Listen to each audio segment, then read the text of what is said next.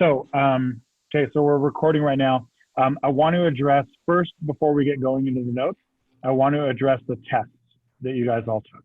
Okay, I graded, I graded all the tests over the weekend. You guys should be able to see your scores online, and let's take a moment and recognize for a moment that Kira, you were tied for second highest score in the class. Hold on. I need some enthusiasm, people. And Kira, maybe a happy dance. All right, good. So Kira, you were tied for second highest score. Nicely done, nicely done. Okay. All right, and I'm going to expect a more enthusiastic happy dance because Yash was tied for top score in the entire class. All right, neither of you were very enthusiastic with your happy dances, but it's okay because you're smart, so it's okay. All right, I'm not grading you on your dancing abilities. I am grading you on your essay writing abilities. Okay, so on the essays, let's address what's going on, okay? Overall, as a group, you guys did really well, actually. You guys did scored about 4 points higher on average than last year's group. So nicely done, nicely done. So the three essays, the three most common problems that I saw on all three of these things, right? So the first, the lowest scoring essay was the Booker T. Washington W.E.B. Du Bois essay.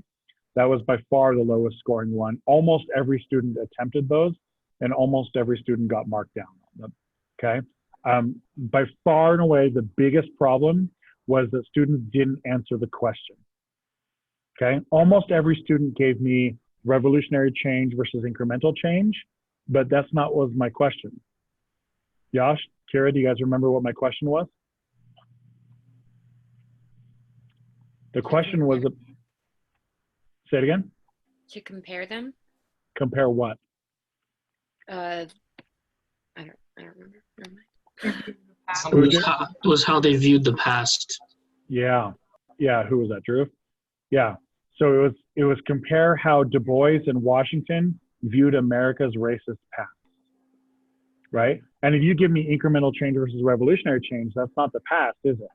That's what? That's the future. Yeah, that's the future. So almost all students gave me that wrong answer, right? Now you can give me incremental change and revolutionary change, but you have to root it in the past. You have to root it in because of Washington's view of the past, he believes that this is most effective. Because of Du Bois' view of the past, he believes this is most effective, right? And the students who did really well, like Yash and Kira, and Pooja, actually, you did quite well too. You were 1 point behind Kira. So not happy dance worthy, but very good. I'm just playing with you.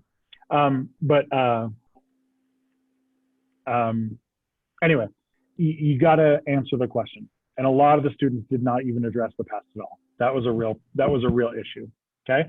All right, next one.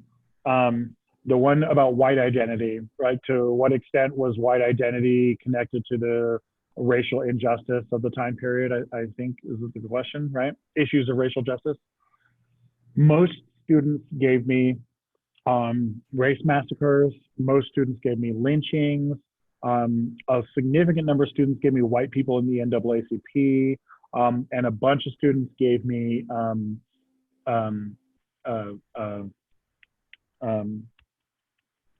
lost cause ideology, right? Lost cause ideology. Now, the problem is that just telling me about lynching and telling me about massacres is not telling me about my question, right? What was I looking for? I'm looking for white identity. So you need to tell me why the lynching is the evidence of the white identity, right? So we need to get into the motivations of why people are doing the lynching, right? And Ida B. Wells makes an argument that lynchings are primarily an economic event, right? That poor white people, they've got nothing. They live in the dirt and they're poor and they don't have any education, they don't have any money, they don't own anything, they don't have any teeth, they don't know how to read, right? And the only thing they have is that I'm better than the black guy, right? But as soon as that black guy starts earning some money, Then the white guy looks over them and says, hold on, maybe I really am the bottom. Maybe I really am the worst one, right? At which point he lashes out and attacks. Because that part of his identity, he can't handle the idea that he's the bottom. And that's what a lot of people didn't have in their essays, is they didn't address that nature of identity in the essay. Okay, that was the number one issue on that one. Or they gave me lost cause, where they told me what lost cause was, but they didn't connect it to identity. Okay, all right, by far the best answer, the one that was the highest scoring one, was the regions. And the thesis on that one is a relatively easy one. It's just a compare one. The biggest problem we had on the regional one, so about half the students compared the South and the West, and about half the students compared the South and the Northeast, right? You're pretty evenly split between those two. And by far, the biggest problem we have here is in kind of a stylistic problem, where students were not understanding how to explain things in a way that was clear. So I got versions of this. I'm going to give you an example answer here. Things out west weren't nearly as bad because white people were mostly just lynching Chinese people. Right? Yeah, you should react badly to that answer, because that's a bad answer, right? You should not, right? Because let's assume for a moment that lynching anyone is bad, right? The only good number of lynching is 0, right? And shifting the lynching from one group to another is not good, right? You see what I'm saying, right? Or some version of things up north were really good for black people because the white people mostly just hated immigrants and left the black people alone. Right? We got some real problems with the way you explain that, right? Because first of all, black people were lynched up north, right? Second of all, it's not good to lynch immigrants. Like, right? We have to reject that idea. Now, I have to warn you, if you write something racist like that onto your IB exam, IB just won't even count it. They just put across, they exit out essentially and just won't even count it on the exam. It'll be as if you didn't even write that paragraph. Okay, even if you're being accidentally racist, they just won't even look at it. Okay, so I'm pretty confident that I don't have any actual white supremacists in my class. I'm pretty confident about that. I'm pretty sure a white supremacist would have revealed themselves by now in my class. My class is a pretty hostile place for white supremacy. So I am willing to assume goodwill and just assume that people just kind of overstated things and they didn't really know how to write that. Okay, but that was the number one issue on that one. Okay, you'll notice that the score on Skyward is an adjusted score. I added 2.4 points to everybody's score on Skyward. What I did is I took the top 5 scores. I do this a lot, and what I'll do is I'll take the top 5 scores and I subtract 100%, their score from 100%, and then average it out.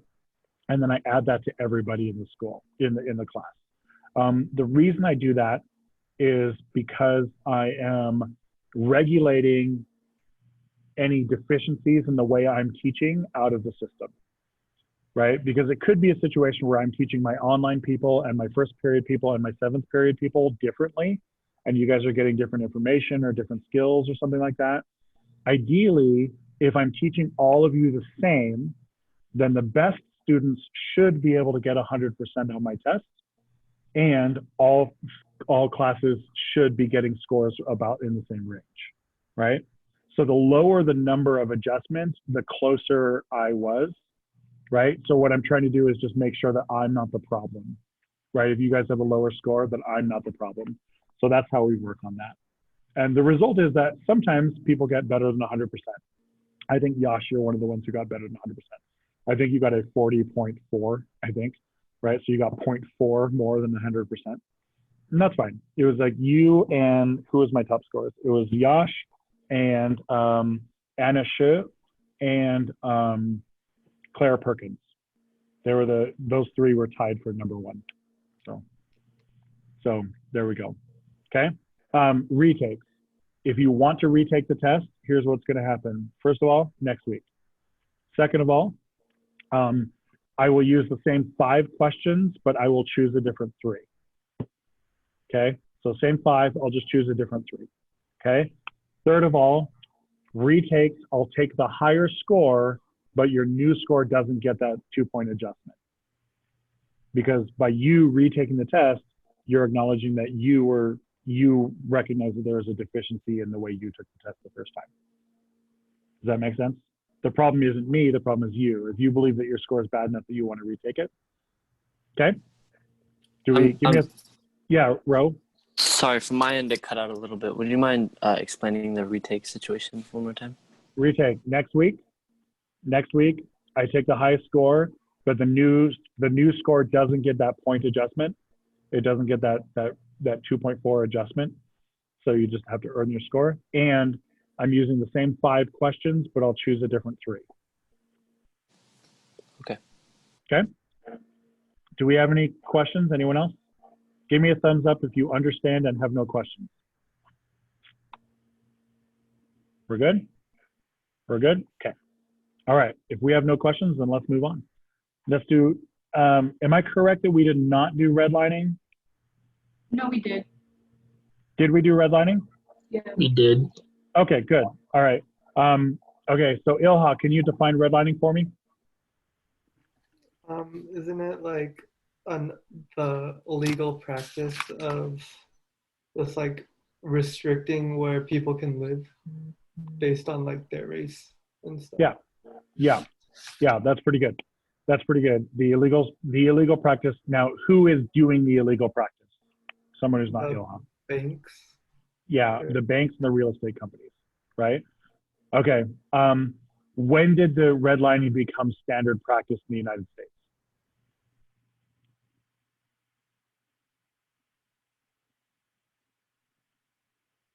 What time period?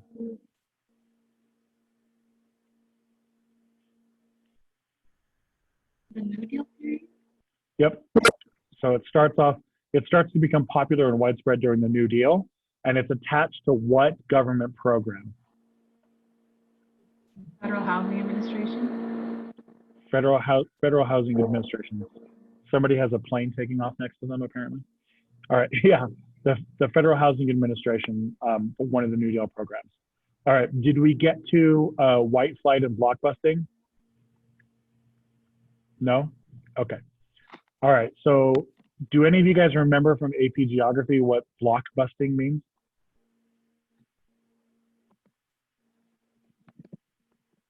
No? Mike is like, I don't even remember AP Geography. Mike's like, I don't even remember 9th grade, man. Is that about right? Drew, do you remember? Isn't it where people sell houses like super cheap so they can move out of the neighborhood quickly because there's another race coming in? Something like that? Yeah, that's pretty closely related. Yeah, that's pretty good. That's pretty good, especially for a 4-year-old memory. All right, so let's get a formalized definition here. Blockbusting. Blockbusting is the practice of using racial anxiety to boost real estate sales. It's the process of using racial anxiety to boost real estate sales.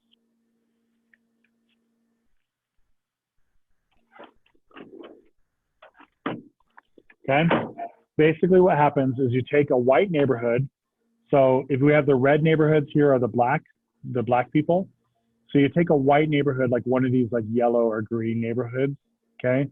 You get a rich family of black people who move in, and that rich family of black people, they come in, they say, you know, we have a lot of money, you know, he's a doctor, she's a lawyer, they've got, you know, a lot of money saved up, they want to go buy a house, and they say, I know you're going to try to make me live in the red neighborhood. I don't want to live there. I want to live where there's better schools.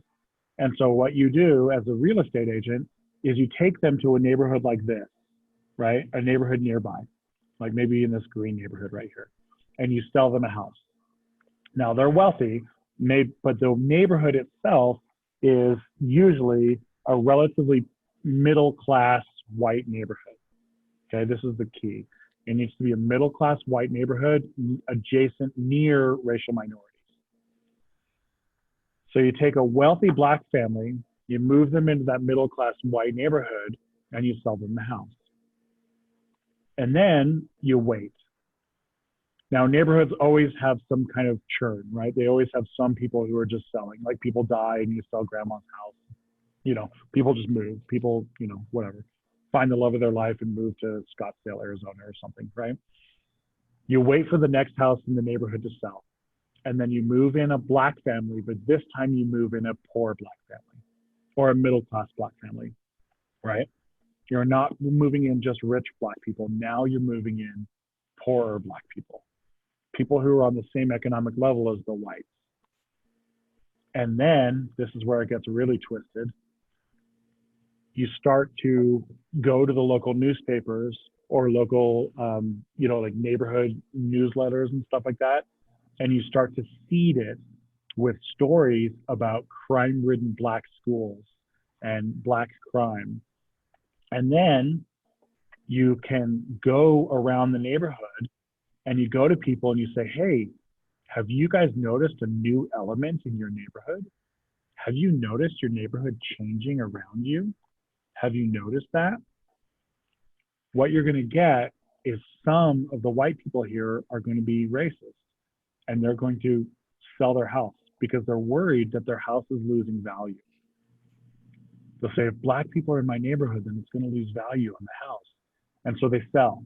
And as a real estate agent, you sell it to a black person, move a new black family in.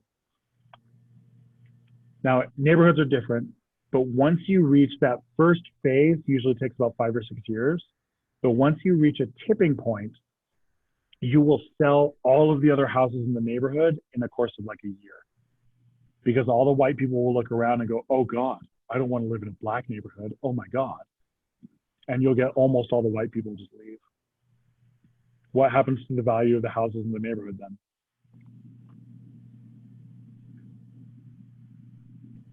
Right? The value of the houses in the neighborhood drops. Okay?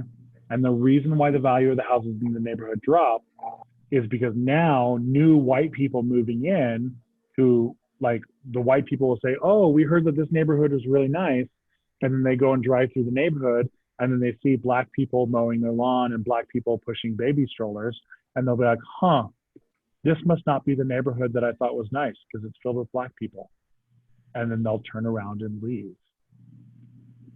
So you're removing all of those customers. And what happens when you have a reduction in the number of customers? What's going to happen to the price? The price is also going to drop. Right? The rules of supply and demand dictate that the price is going to drop as soon as you don't have any customers. You have too much supply. Okay? That's blockbusting. Now, white flight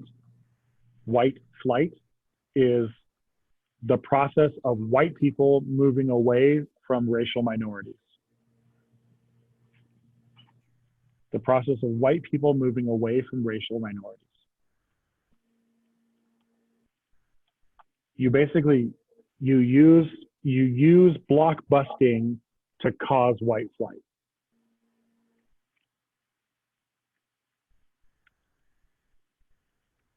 Now, the result here, who is that? Does someone have a question? Pooja or someone? Oh, okay. All right, so the process here is you use blockbusting to cause white flight, right? The result is that property values go down, and then what's going to happen to the schools? As soon as property values, how does property values dropping affect the schools?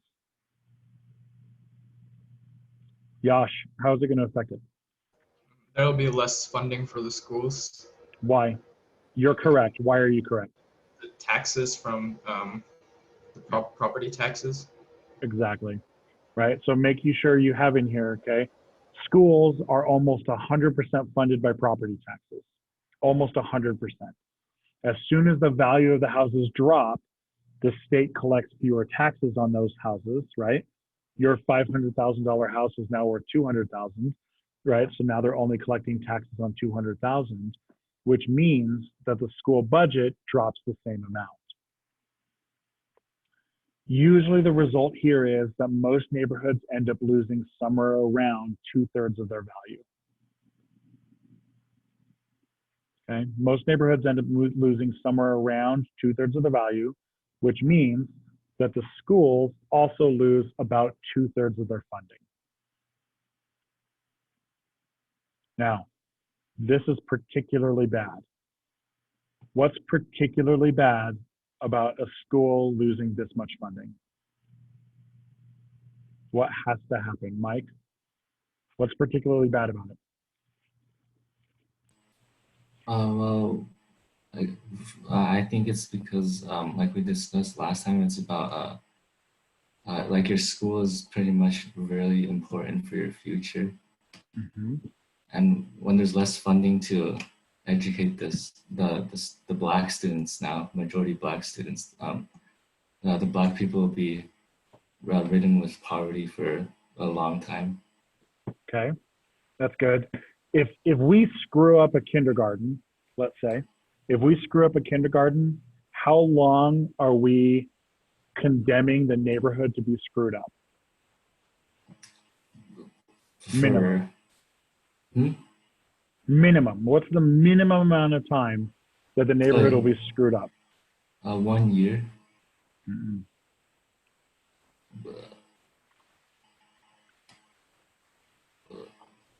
How long does it take to?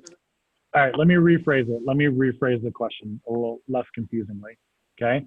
If I'm trying to, and this is for Mike, this is not just for Mike, it's for everyone, right? So if I try to reform a kindergarten, let's say that I have the plan to make the best kindergarten the world has ever seen, and I'm going to make it awesome, and I have all the funding to do it, and I make, God's perfect kindergarten. How long until those results are seen in the neighborhood? Like 12 years. More. How long? Think about it. Right? What happens in 12 years? Why 12, Yash? Because the students will graduate. Right? So perfect kindergarten will produce improved first grade, second grade, third grade, fourth grade, all the way up to 12, right? But are these really top-notch, awesome students entering our workforce and becoming economic players in 12 years? No, what are they probably doing? Still learning. They're probably going to college, right? 12 years to finish high school, another 4 to 8 years to finish college, right? Depending on what they're going to do, right? 4 to 8 years of college.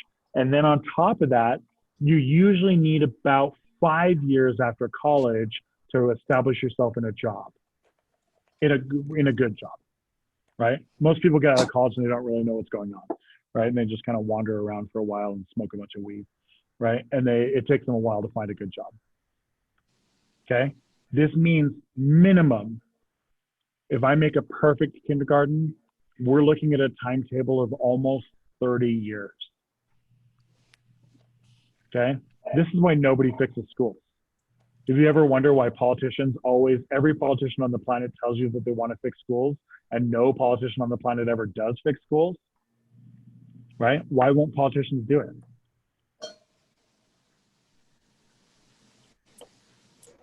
How often do you have to get reelected? 4 Right? years. 4 years or 2 years or 6 years, depending on what your office is, right? Depending on who you are, right? If I'm a congressman, it's 2 years. If I'm a senator, it's 6. If I'm the president, it's 4. If I'm a governor, usually it's 4. If I'm a mayor, usually it's 4, right? Like somewhere between 2 and 6 years, right? Well, if I'm not going to see results for 30 years, that means I'm going to be voted out of office probably. I'm never going to get the credit for what I did. So why would I do it? This becomes deeply insidious. It becomes so bad. Have any of you guys ever spent any time in like a really, really, truly racially segregated city? Like something in down south, like a really racially segregated city? Have any of you guys been down there? Have you spent any time down there? No, probably not. So my wife and I were visiting Baton Rouge, Louisiana. This was back in 2005, right? My wife and I were in Baton Rouge, Louisiana. My mother had one of her good friends moved from Salt Lake City down to Baton Rouge, right, to go be with her family and stuff. And so we were visiting Baton Rouge. And Baton Rouge is like the dirty, dirty South, right? It is as southern as you're going to get. Okay, we're driving around Baton Rouge, and Ginger, my mom's friend, Ginger, is showing us around the city, right? Look at this plantation, and look at this plantation, and look at this plantation over here, and this plantation over here. You know, the sites. She's showing us all the really nice places. And my wife and I are riding in the back seat. My mom's in the passenger seat, and Ginger's driving. And my wife turns to me and she says, "Hey, Dave, I thought you told me that Louisiana had a lot of black people." And I was like, "Well, it does. Louisiana is one of the blackest states in the nation." And Sue turns to me and she says, "Have you seen a black person at all today?" And I said, and I thought about it for a second. I said, "No, I haven't seen a single black person today." Ginger from the front seat says, "Oh, y'all want to see the coloreds?" Right? And Sue and I were like, okay. Right? And she's like, "I can show you where the coloreds are. I was just trying to avoid them." And we're like, okay. We're driving through the LSU campus, Louisiana State University, which is a beautiful campus, by the way. Beautiful campus. We're driving through LSU, and she says, "Y'all see that big magnolia tree down on the block there? Once we pass that tree, we'll be in the colored zone. We'll be in the colored area of the city." And Sue and I are like, okay. And it sounds like I'm exaggerating here, but when we passed the magnolia tree, it's like a light switch. Every single person was black, right? And we're driving down there, and I kid you not, every single man, woman, and child that we saw was black. In the cars, in the stores, walking in the streets, they were all black, every one of them. And we drove a couple of blocks down here, and you could tell Ginger was like really nervous, right? And my mom's like, "Oh, Ginger, we don't have to see this part of town. We could just leave." And Ginger's like, "Yeah, we're better off on the other side of the city," right? And Sue and I are like, okay. And we turned around and we passed the magnolia tree, light switch. Everyone was white, right? This is the kind of segregation I'm talking about, okay? The South, most cities in the United States today are as segregated today as they were during Jim Crow, okay? And the reason why is because of redlining. It's because of redlining. It's because of blockbusting. It's because of these real estate practices, right? That's the biggest reason why we are as segregated today. My first teaching job ever, I was living in Maryland, and I was teaching at a junior high, and I was teaching in the black neighborhood. I had 300 students, and of my 300 students, 4 of them were not black. That's it, out of 300. Right? I had three Latinos, like Dominicans from Dominican Republic, and then I had 1 white kid, and that's it. That was my entire class. Okay? The segregation of Utah is we are segregated, to be clear. We are segregated, but not like this. Not like in the Deep South. Right? And if you don't think we're segregated, drive around Cottonwood Heights and count the brown people. Right? And then drive around West Valley and count the brown people. Okay? We are very clearly segregated. This is why. This is one of the largest origins of it. Okay? So what about Hillcrest? I mean, yeah, finish your thought, Rome. well, you said it's all because of the educational programs. That's what it like boils down to. At Hillcrest, they offer IB and the AP courses and the honors courses. And I feel like I see a fair amount of what's the word? Racial diversity. Yeah, racial diversity at Hillcrest. Yeah. So Hillcrest is a pretty racially diverse place. It is. We're about 60% white about 60% white. I know this Zoom call maybe doesn't look that way, but we are as a whole, right? As a whole, we are. Hillcrest is one of what we would call a transition zone, right? So we're one of these. Midvale is a transition zone where we have a couple of neighborhoods of Midvale. We have a couple of neighborhoods of Midvale which are immigration transition zones, and where we have a lot of immigrants moving into these zones, and these neighborhoods are like 100% Latino or 100% Asian, right? We'll have like a big Asian population, or a big Latino population. If you look at our map of Hillcrest, though, you'll find that most of the white kids come from neighborhoods where they are surrounded by white kids, white families up and down the neighborhood. And most of the Latino kids come from neighborhoods where they are surrounded by all the Latinos, right? The IB program is a little bit different because the IB program draws people from the whole valley, right? Because we're the only IB program on this side of the valley. So we have a bunch of people who come in from like the west side of the valley and from Draper and stuff. And which is why the IB program is so Asian, right? Is because the Asian immigrant families, commute to drop their kids off or give their kids a car.